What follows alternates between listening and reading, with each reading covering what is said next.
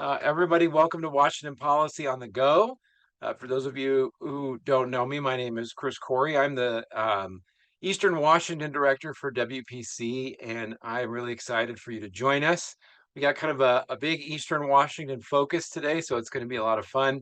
On the Go, this is our weekly podcast series to keep you informed on the latest going on in Washington State, both with the research that we're doing here at WPC as well as our analysis. We've got a couple great guests today. We're going to start off with our good friend Jill Olson, who's the director of the Young Professionals, and then I'm going to be joined by Pam Lewison, who's our center director for Ag. Quick reminder: please like and share our channel on YouTube. That's been growing a lot, and it really helps us get more information out there for people in Washington and around the nation. There is a questions and comments below. You can submit. We'll try to have time at the end for questions. If not, we usually try to get back to you personally afterwards. Let's see, what else do I have in the housekeeping? Later today, the full program, if you can't stay, will be up on our YouTube channel if anybody's interested in the replay. All right, with that, let's get right to it. It is my pleasure to welcome Jill Olson. She is our Young Professionals Director. So I want her to introduce herself and Young Professionals first, then I got a couple questions for you. Go ahead, Jill. Awesome. Thanks so much, Chris. We love having you as our Eastern Director and welcome everyone. So I am the Director for Young Professionals. Our program really focuses on 18 to 39-year-olds, and we get you guys connected to the policymakers in Washington State, as well as our amazing Washington Policy Center family.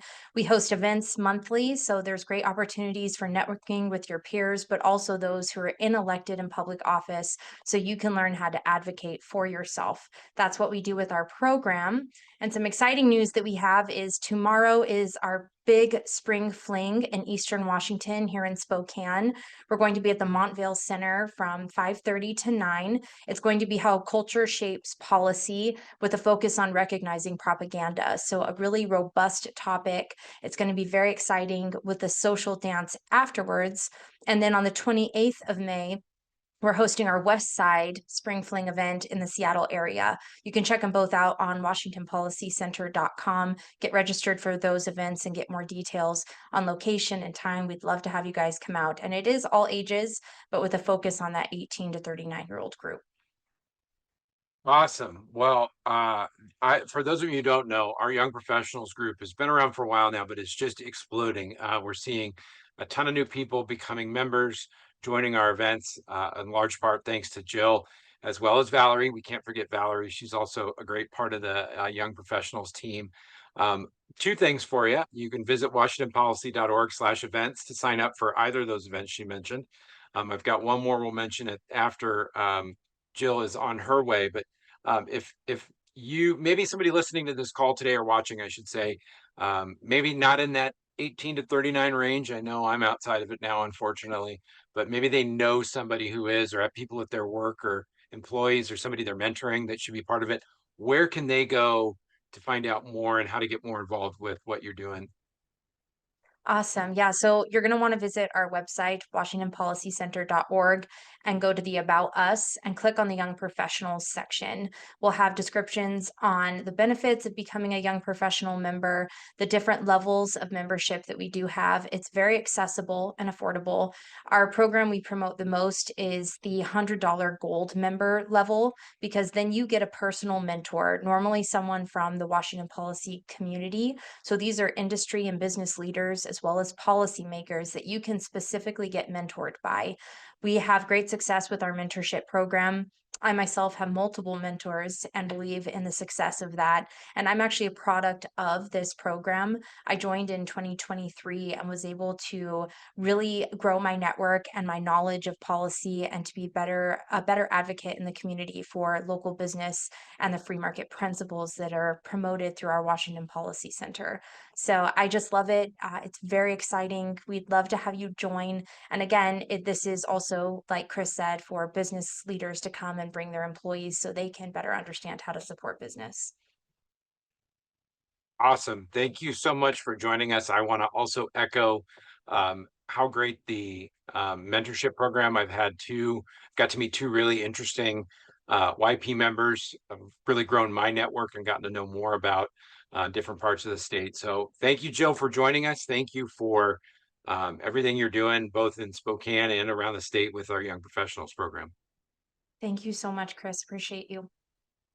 All right, folks, before we turn it over to everyone's favorite Center Director for Agriculture, I want to give one more plug. If you're in the Spokane area, on Thursday, we are doing an environmental forum panel, I should say, with Todd Myers, our VP for Research, as well as our Environment and Energy Director. He's going to be joined by some other folks. It's going to be Thursday night in downtown Spokane at the Montvale Event Center. You can still register. There's a couple spots left. It is getting pretty full. So if you're interested in going, head to washingtonpolicy.org/events, and you'll be able to sign up for that event and get all those details. But I'm really looking forward to it. I'm going to be there as well. And I can't wait to hear from the panel about what's next for environmental policy here in Washington State. It's obviously kind of an ongoing topic and takes up a lot of people's time and energy, no pun intended. I want to now bring in, like I mentioned earlier at the beginning of the show, Pam Lewison. She is our Center Director for Agriculture here at Washington Policy Center. We're going to get into a variety of topics. We're going to talk about some mental health for farmers, as well as House Bill 1912 that was recently signed by the governor, amending the Climate Commitment Act. So everybody, please welcome Pam Lewison to the stage. Pam, before we get started with my questions, any intro, any hellos you want to say before we start? I don't know if I have any hellos to say. It's Tuesday. I'm delighted to have a Tuesday chat with you. All right. Well, I muted really quickly there because I thought you were going to talk more. You're obviously not a politician. So let's dig right in. You've been doing a lot of work lately, talking about the loss of family farming here in Washington, and a lot of just the compiling of challenges that face Washington farmers, whether it's water use, labor rights issues, so on and so forth. But you've recently been focusing on some mental health pieces. Can you talk a little bit more about what's going on in that space and how it's impacting Washington farmers? Sure. So May is National Mental Health Month. So not just for farmers, but for everyone.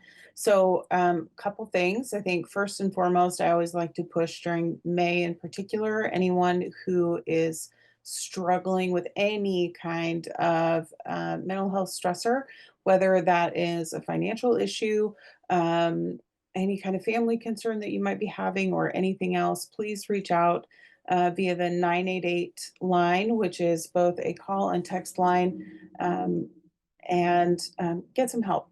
There are people who are available 24/7, 365, who can talk to you. And oftentimes, talking with someone is the first step in the right direction. Now, that said, because my area of focus is in agriculture, I like to take this particular month to focus a lot on agriculture and the unique stressors in ag. And I think that folks don't often think about ag being particularly more stressful than any other environment. That is not the case.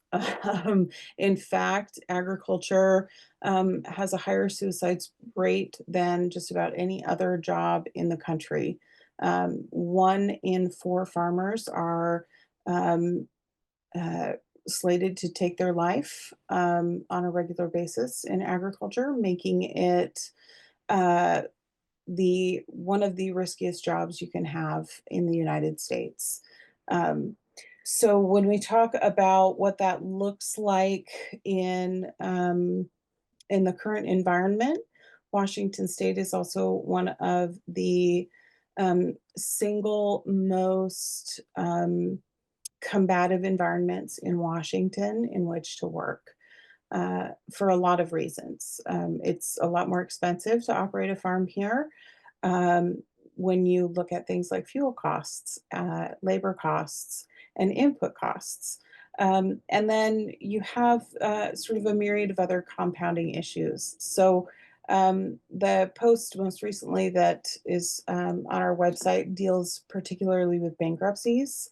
Bankruptcies in agriculture year over year in the West have increased 54%.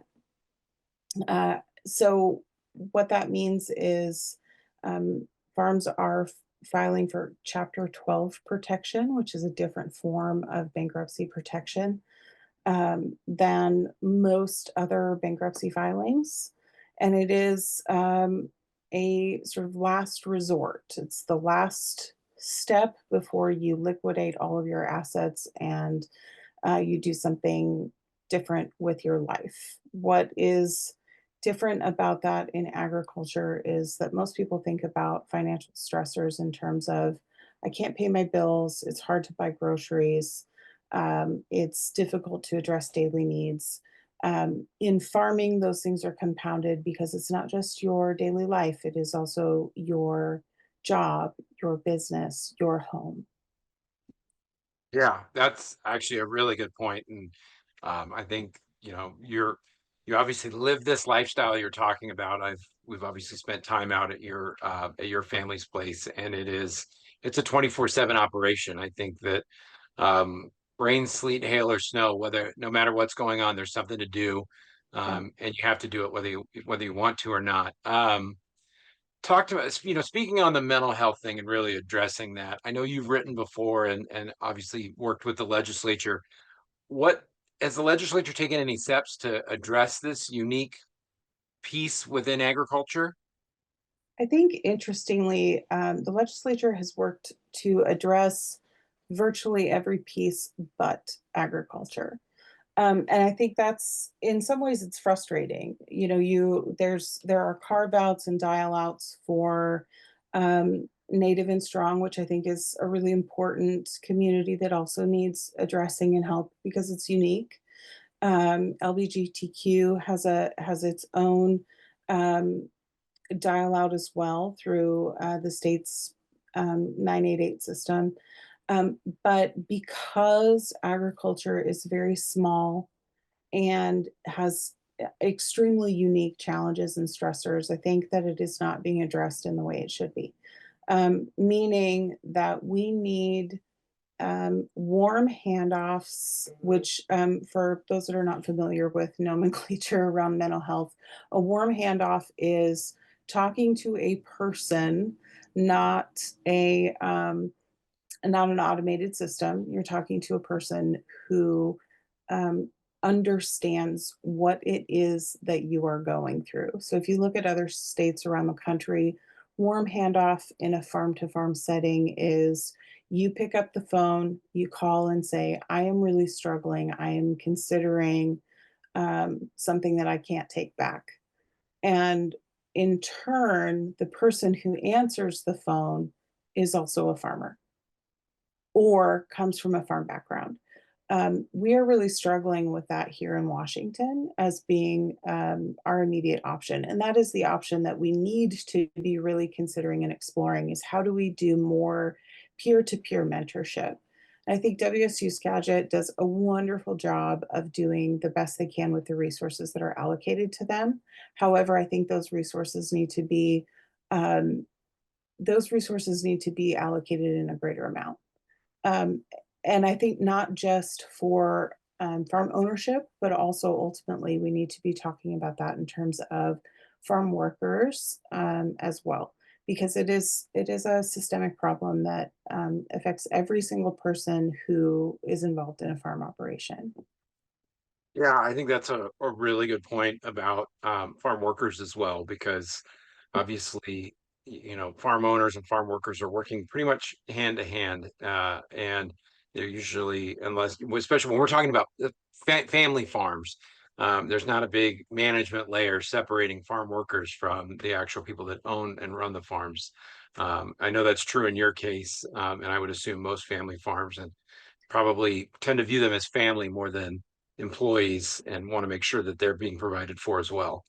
Yeah, I think Washington State is unique in some ways in that we have about 32,000 farms in Washington, and approximately 98% of those are small family farms. And when I say small, what I mean is they are less than 500 acres. So, the idea that Washington is awash in mega farms is not a thing.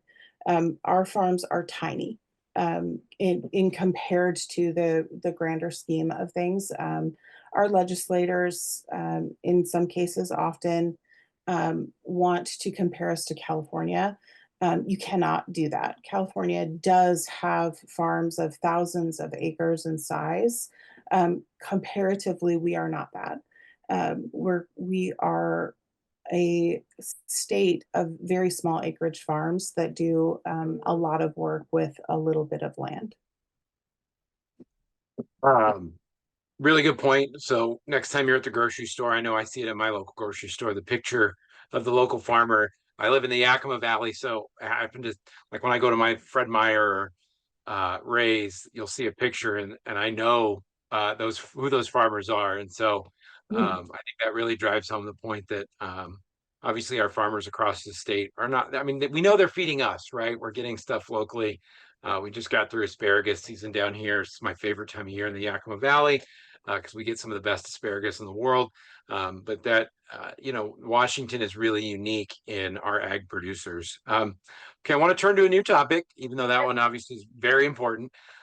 Gray wolves has been a huge issue here in eastern, central and eastern Washington for a number of years.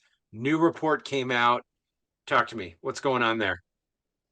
Um, Gray wolves is a topic that I tend to talk about somewhat glibly. I'm going to try to not do that because I think it is an important topic. Funnily enough, I just got off a call where we spent a lot of time talking about gray wolves. The latest population count shows that our gray wolf population has declined very slightly. So please, no one jump on here and talk about how we have to pump the brakes on everything around gray wolves. That's where I'm going to disappoint some people, I think. Um, the gray wolf population has declined a teeny tiny little bit. That is not necessarily a bad thing. It means that the population has declined a tiny bit. That doesn't mean that suddenly the state has a bunch of poachers or anything like that. It's none of those things. Sometimes populations correct on their own. That seems to be what is happening here. That's what the state biologists have said, is that, hey, we had a little dip in the population. We anticipate that it will bounce back up next year. This is, just as a caveat, after um, years of exponential increases year over year since the first gray wolf was detected in the state in 2007. So this is the first time ever that there has been a recorded population decline since we first saw wolves come back into the state, um, effectively 20 years ago. So this is not like, earth-shattering news that we've had this minimal population decline. And in fact, what we have been advocating for the last few years is that, with the exception of dispersal, we have met every other population sort of benchmark for gray wolves in the state. So what we should really be doing is going back and looking at how we can fix the wolf management plan, because it's never been revisited, it's never been edited. And anyone who lives in a scientific environment knows that things change. We're talking about living things. And so what we should really be doing is looking at, this document that was created 20 years ago. Is it really the best approach to how we manage both populations? I would argue, have argued, am arguing that the answer is no, it is not. What we should really be doing is saying, we have a lot of gray wolves. They are in one particular area in the northeast part of the state, to a point of sort of population saturation. And it is time for us to really give local control to places where gray wolves are in abundance, and letting folks in those areas work in tandem with state biologists, local law enforcement, local fish and wildlife folks, and the people who have all the skin in the game and everything to lose, which are the local ranchers who are suffering under the conditions of the current wolf management rules, to figure out how to actually fix this in a proactive, livable, manageable way. And then, we figure out how these wolves are either going to stay where they are, which is apparently what is going to happen, or let them disperse over however infinity long it's going to take for them to move along to somewhere else. Okay. Uh, I think there, from my understanding, and obviously living in South Central Washington, we don't have the gray wolf issue here directly, but I hear from a lot of people on this one. What is it that we need to know? Like, because right now it seems like the push to protect and say you can't do anything comes from people and organizations hundreds of miles away with to your nomenclature earlier, no skin in the game, right? They don't have to worry about wolves coming after their livestock or their families or anything else like that.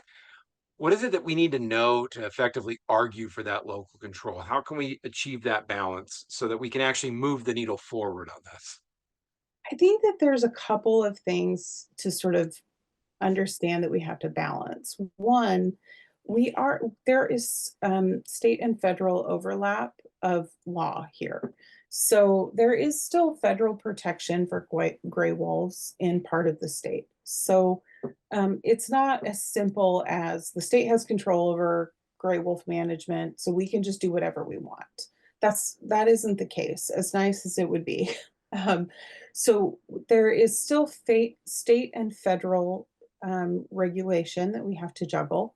So that's the first thing to bear in mind, is that the state doesn't have carte blanche to do whatever it wishes statewide. So we have to keep that in mind. And I do think the other thing to consider is that the state can be mindful of of who it chooses to side with. We've had 12 years of the state saying we're going to side with people who really don't have any skin in the game. We're going to side with people who are, listening to the Blue Buffalo commercial that talks about how your dog is descended from the great and majestic wolf, versus siding with people who go out and find little to no trace of their livelihood. And when I say little to no trace, I have actually seen what a wolf kill looks like in person. And if you have not, it is horrific, because there is very little left except for some blood in the grass. Yeah, and And I guess my question is, let's be real. It's probably not the best lunchtime conversation, but we're not talking about a whole wolf pack, just one single animal every once in a while. Is this something where it's more aggressive, more egregious than that? yes, I think the thing that people need to understand is that once wolves are habituated to killing livestock, what they discover is that it's an easy meal. So they're not interested in hunting deer and elk because they're harder to hunt. So they'll go back to the easy meal. It's no different than, if you have the resources available, why would you cook your own steak when you can go to a restaurant and have someone else do it perfect for you every day? Especially if That's it's free. right, especially if it's free. That's what we're talking about here. And so there's that part of it, but also there is a time of year when wolves are teaching their young to hunt. And so there is an aspect from our perspective that feels like sport, where they are not hunting to kill, they are hunting to teach. And so you will find maimed animals that are mortally wounded, but they're not dead. And Hmm. so you are going to have to go out and dispatch that mama cow that has a hole in her side because she's suffering. And it goes back to our earlier conversation about mental health. It puts a huge amount of stress on a rancher to know in the back of their head that they're going to have to go out and check livestock and potentially have to dispatch an animal that they've cared for its entire life because it's suffering. Yeah, absolutely. There's, there these things go in tandem, and I think that that's something that um, we can have respect for wildlife and respect for nature, but also see the need for active management and an active understanding of what it means to live in that environment. And if you have exhausted every non lethal resource available to you and you are still having these things occur, at some point you have to be enabled and allowed to protect yourself and protect the animals that are in your care. Yeah. That's the balance we need to find. Real quick before we move on to speaking of eating things, we've got a comment or question here from Tom Osborne about, some suggested moving some of the packs to the Olympic National Park or Mount Rainier National Park. Real quickly, I know Representative Kretz a few years ago introduced a bill to move them to Bainbridge Island, where the former governor lives. That was met with some pushback because apparently people that want them in our backyards don't want them in theirs. But are they native to those areas, or were they native to those areas? Is that something that can be done?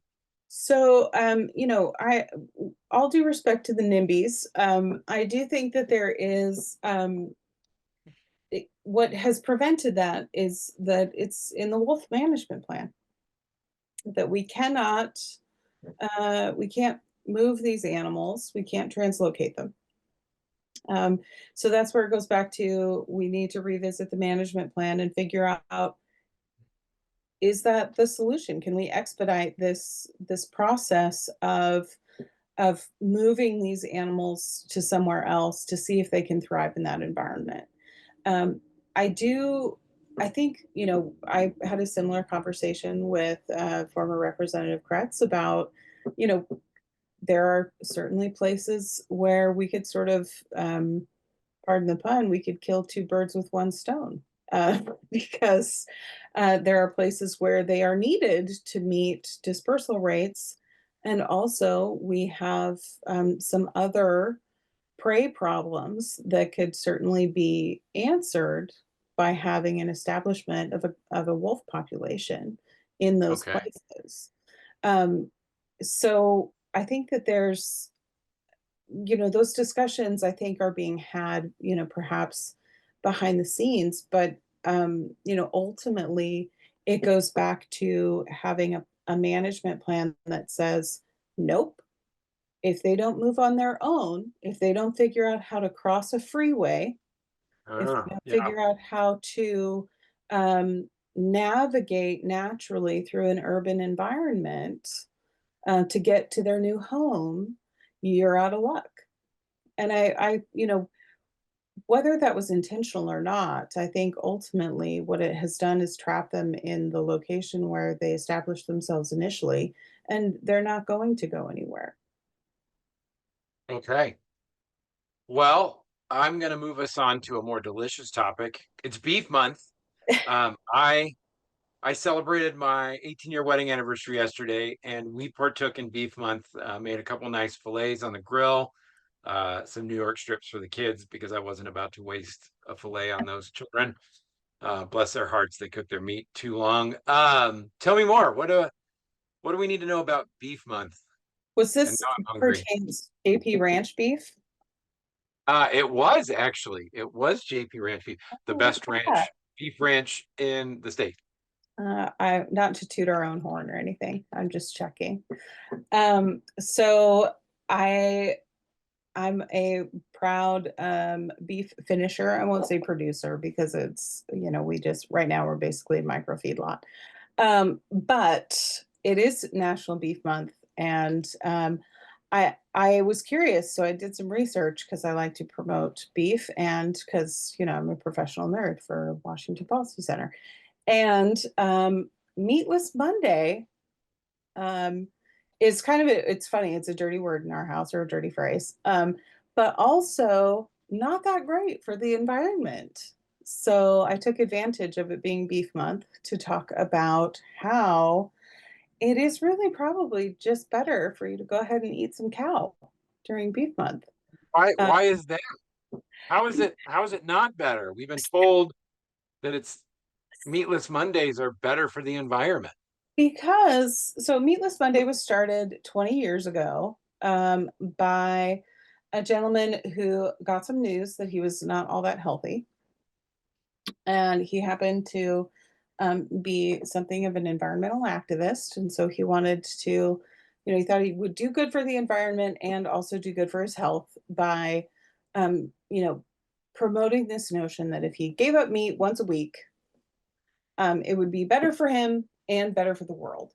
That kind of snowballed into a fairly trendy thing, but it's been a little bit since you've heard this idea of meatless Mondays.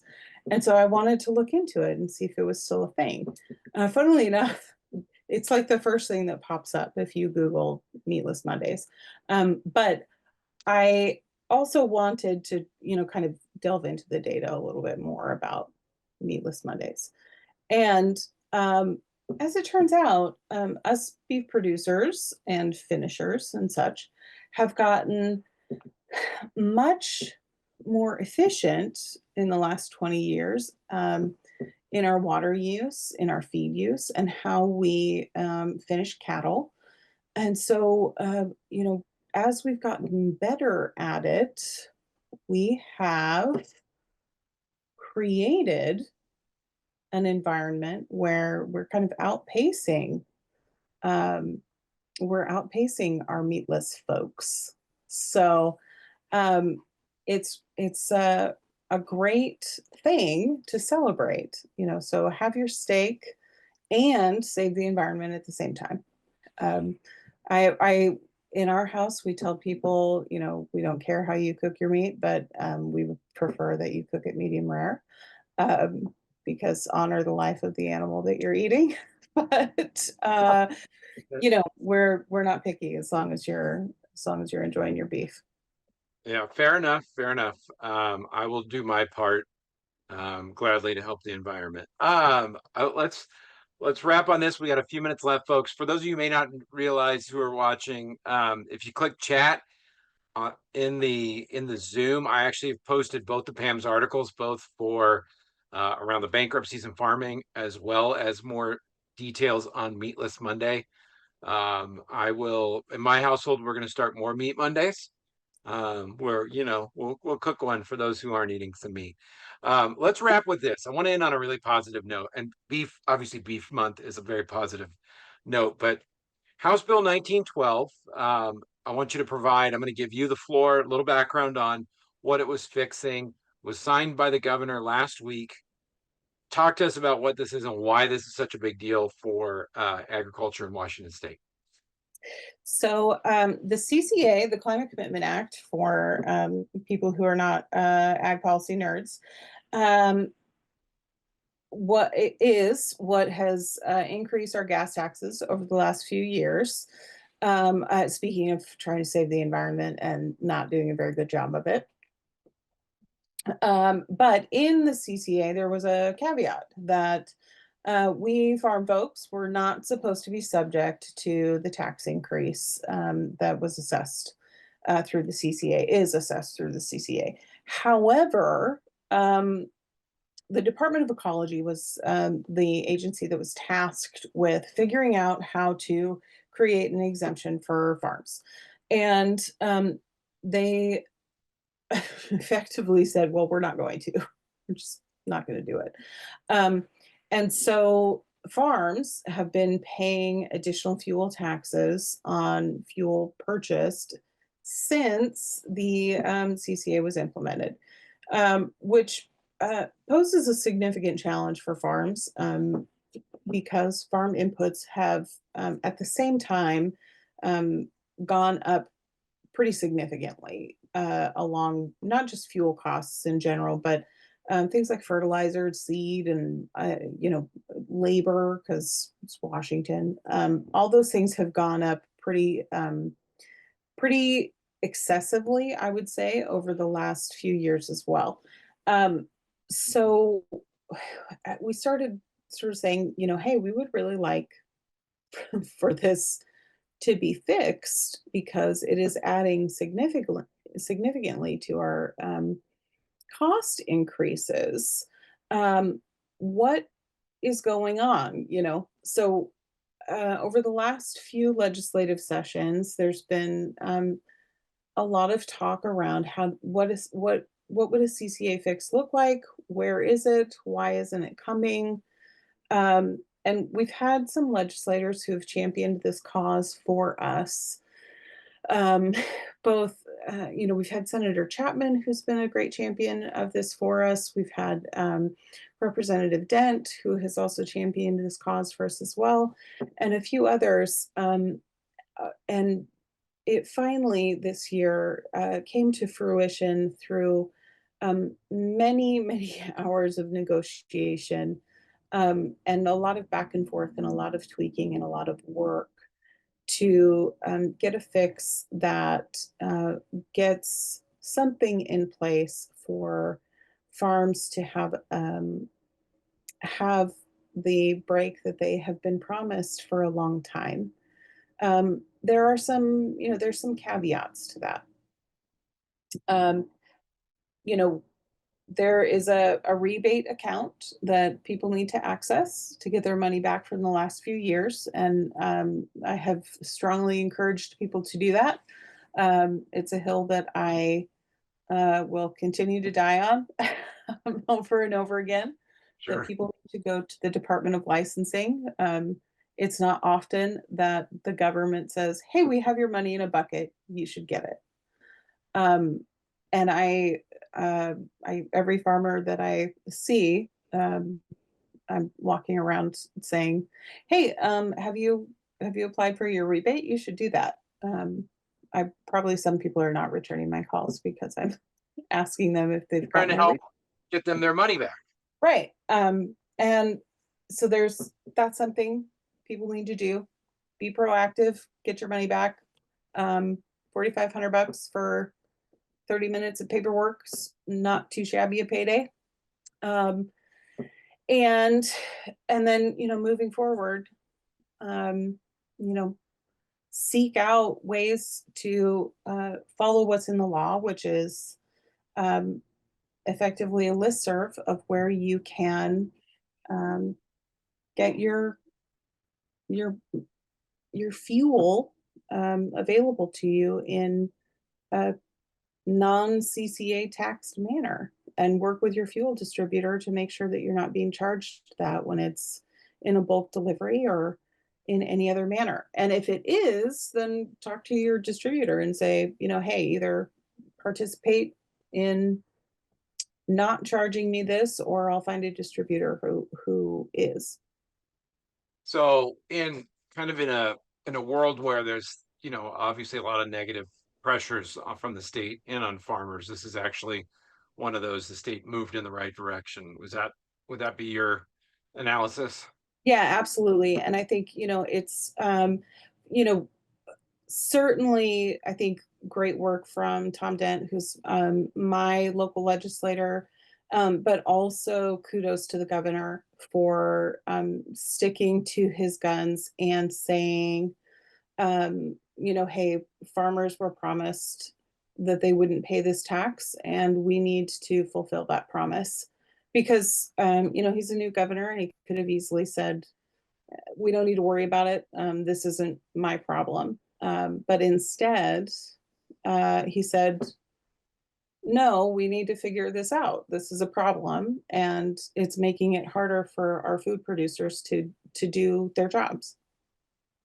I think Dan just shared with me, and I just sent it to everyone, a website, WashingtonFarmFuelTax.com.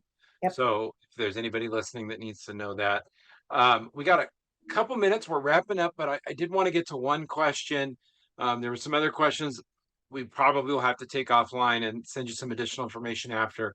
But Pam, Steve asked, so what are the most critical laws and regulations? And this is probably a long question, so if you can think of like the top one or two Sure. What are the critical laws and regulations that still need to be addressed to assist Washington farmers? Oh gosh. So I think most pressing, and it fell by the wayside this legislative session, much to my dismay. We certainly need to start holding legislators accountable for the decisions that they make and how they affect farmers. Um, that was a Senate bill to protect Washington farmers. I don't remember the bill number off the top of my head, 5117.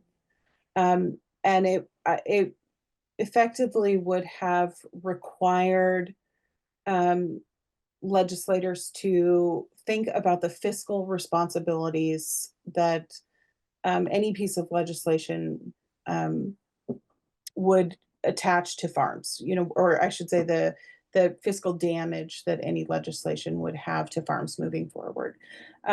Now, I think, maybe with some tweaking, that is something that we should consider in the future because we've had a lot of bills filed in the last 5 or 6 years that have absolutely financially punished farms, either intentionally or inadvertently, that have made it extraordinarily difficult for farms in the state to function and operate. So much so that we lose 2 farms a day every day, um, which is something that we should be seriously concerned about as a state. Our agricultural community is in free fall.